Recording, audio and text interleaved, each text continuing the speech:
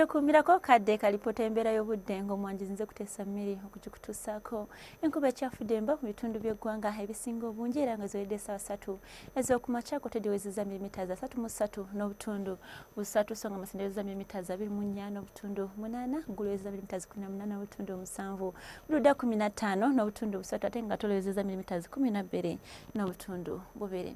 Kino kiviiridde ku mukubo gw'enkuba gukyasaasaanidde Ssemazinga Afirika okumunno nga mwotadde n'eggwanga lyattu Uganda y'enkuba gye tufuna ennaku zino. Enkya kumakya tusobola okuzuukuka n'akasana okwaka nga kakuba kwamu mu bitundu by'eggwanga ebisinga obungi ng'ogyeko ebulunguludde ennyanja Nnalubaale tusuubira enkuba okutonnya ng'omunno mwetabiseemu n'okubwatuka kw'eggulu ssaako n'eyo mu Arua.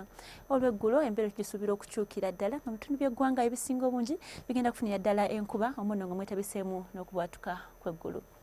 Ebbugumu erya waggulu tulisuubira ku digurizi 30 mu bitundu ebyo eby'obukiikakkono so ate mu ebyo ebibulunguludde ennyanja Nnalubaale tubisuubira okubeera wakati wa 28 na 27 mu kibuga ekikulu Kampala nga tugendako mu nsozi ez'Ekabaale bisuubira okutuukira ddala ku digurizi 23 zokka.